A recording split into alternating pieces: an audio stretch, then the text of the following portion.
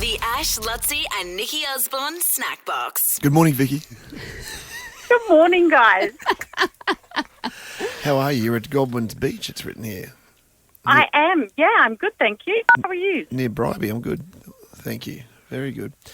Okay, so tell me your dreams. So it was a couple of weeks ago now, Okay. and there was me and a couple of the family members in my grandma's sort of living room area. And there was two snakes on the ground. There was a red belly black and a brown snake. Oh, that's two cousins for sure. Sorry. The brown snake was going over to my sister-in-law, so I went to grab it so it didn't bite her, but I stood on the red belly black, which bit me. And then I can remember yelling at them, like call 00, someone help me. And in my dream, like my legs blew up and it got, all rashes on it, and I'm yelling at them to ring someone. Yeah, right. And my sister-in-law just stood there and just stared at me and let me die. Oh. Oh, sounds like a good sister-in-law. Cool. She is great, though. Is your grandmother still with us in real life? Yes, she is. And her house, it all made sense that you were there. Was not, there was no weird sort of. It was just you were at her house. No, so we all actually used to live on the one property. Right. We were always over there fairly frequent. Right. Okay. So it was a blast, like a childhood kind of thing that you lived there, or were you there? No, it was only maybe 3 or 4 years ago. Okay. Well, this moved out. Well, this one's probably quite a literal one. Yeah, this one's this obviously a family dynamic situation here where you've got some venom loitering with intent. Oh, Yeah. The two snakes is really interesting. Your sister, I'm trying to work out. So your grandmother was there, or was a sister-in-law was the main sort of person of the dream? Well, the sister-in-law, she was the main part of the dream. Yeah, and the snake was heading for her. So you've saved the sister-in-law, and then the red belly black's got you.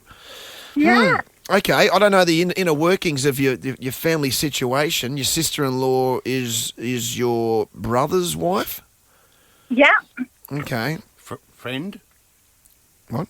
Is she a friend? Oh yeah, is she a friend? Yeah, of no, yours? honestly, we're all really close. Well, the fact that you tried to save her from the snakes means to me that there's nothing. She's not at the crux of whatever the meaning is, but there's certainly something hovering with some sort of degree of sinister intent within the family. I'm not saying it's as deadly as a red belly black, but what I will say is that within that dynamic. And it's definitely the grandmother situation, and the fact that it was at that very familiar sort of setting for you suggests to me that this is something from within the family in quite the literal sense. I'm just trying to, without too many details, I just feel like there's someone in there that within your family that is sort of holding back the family dynamic a little bit, and being a poisonous element that you're aware of, but you don't know what to do with. does that resonate at all, Vicky? Yeah, it does to a little degree, yeah. But you say the family does get along pretty well. Well, families have issues, but yeah. What thickens? Yeah. I mean, I don't think it's anything that I'm not sort of those ones that goes into dreams and says, what it is something you don't know yet. I think this is something you're fully aware of. That the grandmother thing is, even though it was only 3 years ago, suggests it's something that's been loitering or hovering around your family situation for 3 years that you maybe have to acknowledge and move forward with.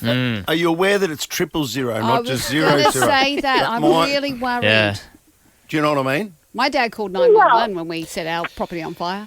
Lutzi, would it be fair to say that the family needs to get together at an establishment, say Communicantina, Yeah, that might and be good. hash it out? I know you're up at Bribey, but there's a couple of different destinations here. And I'm going to give you, just to try and get those important people together, I'm going to give you a $100 Communicantina voucher just to try and work through whatever issues you can think of there. Thank you, guys. I think invite your brother, because I think he was the one you stood on. Yeah, the brother might be the one. We'll blame him.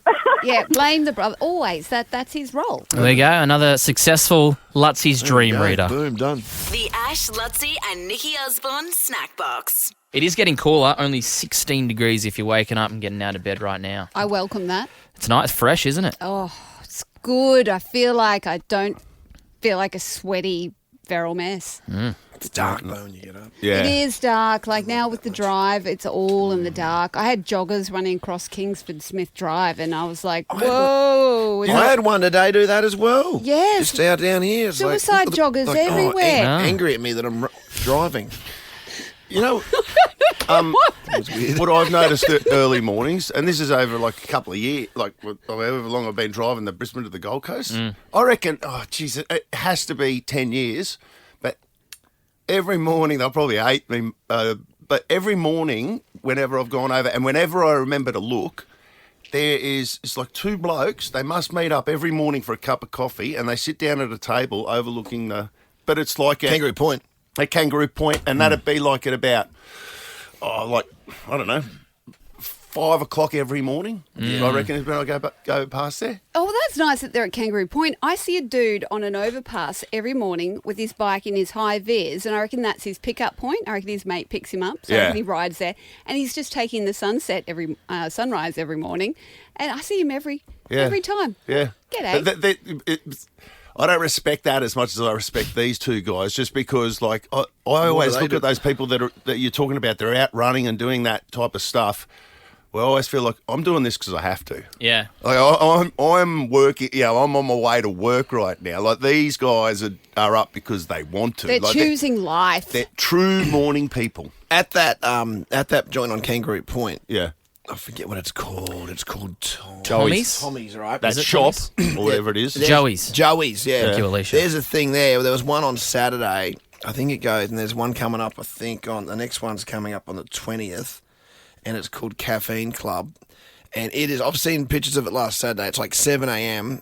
It's like a nightclub, and it's for joggers. It's like everyone's in. Do they lycra. go up and down the stairs and stuff? No, they're just having coffees. It's just a chill out. Is there a Like, park run there or something? I Is don't that know. where they? Somehow they congregate there, and it was like 8 a.m. in the morning, and everyone's like dancing, Really? and carrying on. But they're all wearing Asics. And, Yeah. like, Yeah. they're all dressed as going for a run. Well, it's such a great Pretty place. cool. Caffeine Club. It's called. Now you find it, but yeah. Such a great Chuck place on our to run socials. because you get to run all the way along the Kangaroo Point cliffs. Like you get the whole view of the city, and Yeah, then you come it's a great down, spot. Then you get to go over the bridge. Yeah. And the bridge, it's kind of a novelty. You're on the bridge, but that bridge goes for like well over a kilometre. It's like one and a bit k's, maybe even more. Yeah, it's a Like the whole stretch of it. 'cause you I didn't start- know you could go over that bridge. Wait, which Yeah. bridge? Yeah, how big The was Story Story Bridge. Bridge. Oh, I didn't realise it had a pedestrian bit. Yeah. Yeah, if you're driving into the city, it's on the left-hand side. Yeah. Okay, if you're driving into the city from is the there both? south. No, there's both. Oh, there- it's there- both yeah, yeah. But I ways. think you would probably end up on that side. Yeah. Well, you learn something new every day. Yeah. That would be a nice jog. Yeah, beautiful. Absolutely beautiful. Now, just speaking of getting out and amongst it. He's so we've about to got a- segue, so we've guys. got a Listen to full this. bore- Listen to bore this. morning, so I just want Go to on. get this in. I want Acras. Buzzman sitting behind the desk today, the second man on the moon. Mitch is taking a holiday. Like, I don't know how he's got a better agent than we all do. I did actually vouch for him, though. I remember he kind of said to me in secret, "Oh no, I've got this family reunion booked, and our survey period's moved." And I'm yeah. like, "You know what? You deserve it, Yeah, you Mitch." could do it, Mitch. But he sent a picture yesterday of himself in New Caledonia. But was it? The poxiest picture It on was the the worst planet. picture I've ever seen. Well, Buzz, you summed it up perfectly Green on the screen. group chat. You said it looked like a green screen. It was. Yeah. I think it Oh, was. was that a dead? Well, I don't know. I think it was the arrivals terminal where the ferry pulls in. Yeah. It's like one of those just kind of screen-lit boards. Put it up anyway because it's Ash's gone fishing bucket hat. Yep. Like in full effect. It's made it to New Caledonia. As did my stubby call. As did Lutzwa's stubby holder. My It's over towel there as was well. nowhere to be seen, so Not yet. If you've got any of our merch, Yeah. take photos of it, send it to us in like crazy places. So if you've brought it overseas, That's a good idea. to Europe, to America, anywhere in the world, you know what? At the end of the year, we'll give a prize to the craziest location. Yep. just no bathroom selfies. Oh yeah. The Ash, Lutzi and Nikki Osborne Snackbox. It was a dire day in the financial world yesterday. The ASX 200 dropped 4.2%, $110 billion with a B wiped off Australian shares, and it's our biggest one-day fall since COVID. Yeah. So a lot to get your head around, and we thought it'd be a great chance to get Koshy on to explain it all to us in layman terms. Everyone, we all know Koshy, and now the Compare the Market Economic Director. Koshy, thanks for coming on, mate. Really appreciate it. But yeah, can you break this down into layman terms, mate? This is a fallout is sort of Donald Trump sweeping tariffs on imports? Absolutely, because Donald Trump's stance on tariffs has just shocked the world, politicians, economists. There's now talk of America being pushed into economic recession that could spread around the globe. And it's all because he has this balmy trade policy that no one can quite figure out why the hell he's doing it. It's basically all based on a lie, where he says, the rest of the world is ripping Americans off. That is just absolute tripe. So can you explain that? Because his language is it's stronger than that. He's talking about that he's being abused. That the USA is just being abused to the tune of billions of dollars. Like, to me, just a normal bloke who doesn't understand financial world. Explain what he's talking about. But basically what he's saying is that you are selling more goods to us than we are exporting to you. And because of that, you're a baddie. Now, for the last 20 years, Australia has had a trade deficit to America. In fact, we have sold less to them than they've sent to us. So, number one, that doesn't apply to us. And the world has trades with each other to be more efficient, to keep prices down. And that's benefited American consumers to keep inflation down. He's saying, let's put up the barriers, let's make it more expensive for Australians to export to America, and then Americans will say, well, instead of buying the more expensive Australian goods, we'll buy local goods. So, now, sorry, keep going. I was just going to ask you what the ramifications for those like me who looked at their shares yesterday and they're all in the red. Right. What do you do? What advice do you give to people? Do we just hold on and ride it out? Do we invest in something else that's rock bottom? What do we do? Yeah, well, that's what's happening with markets. They're all fleeing to safety. They're selling, they're going to cash, they're investing in gold, and gold is at record levels at the moment. The world's best investor, Warren Buffett, from Berkshire Hathaway, is in his mid-90s. He has seen everything during his life. Over the last year, he has been selling his shares because he's thought the share market has been overvalued and going into cash. So he's been sitting on a big pot of cash waiting for a crash in the share market to go in and start buying. Now, he's not buying yet because no one knows what Donald Trump's going to do from day to day. And financial markets hate uncertainty. And this bloke, you have no idea what he's going to be doing each day, and he just talks rot.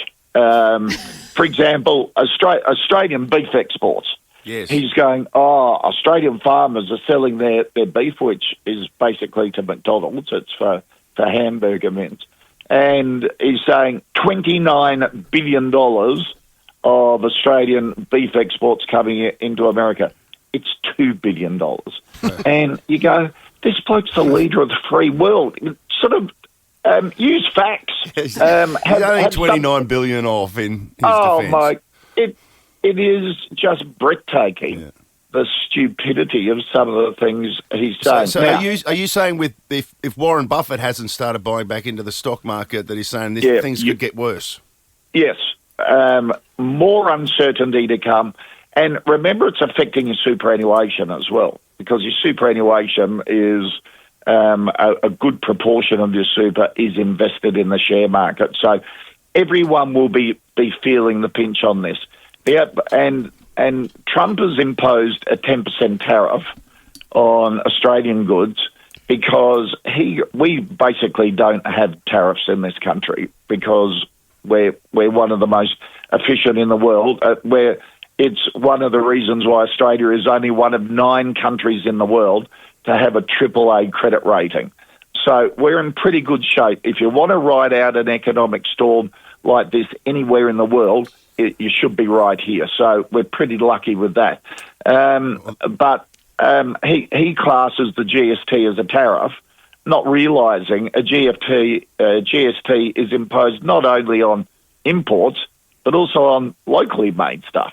So you go, mate, what are you talking about? We're not disadvantaging American exports into Australia at all, because Australian goods have exactly the same GST on them. So it's really hard to fathom. Okay. And that's what's scaring markets. A lot of head scratching going on today. Really appreciate you coming on, clearing it up for us, though. Thanks, Koshy.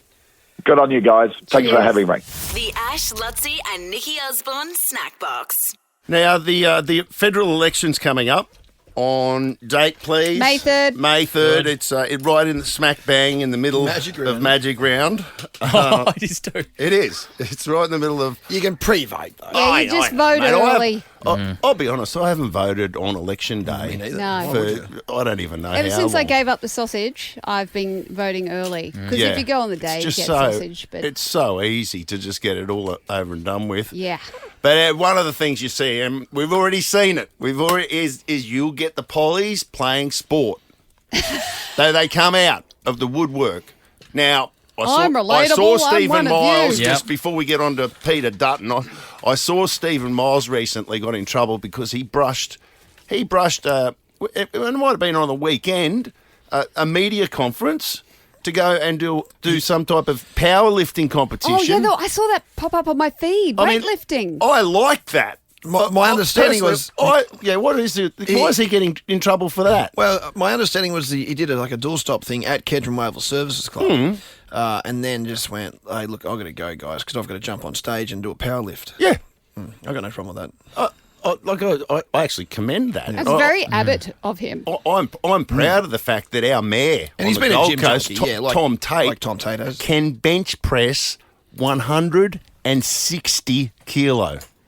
Now just think about that. That's so he can get all the coins out of the meters and can carry them himself. Yeah, I don't know how, but that is super impressive for 160. But anyway, that aside, it's not always successful. But Those two haven't made fools themselves, I don't think, in that sense. what did Dutton do on the weekend? Was he trying to kick a footy? I don't know where he was, but he found himself at an AFL field with a Sharon, and Did he have shiny shoes on? Did he have? he was dressed like a politician. School shoes on. Yeah, he didn't have. He didn't have. No, Adidas on. yeah. And he kicked a ball towards the media, and it hit a cameraman on the head and split him.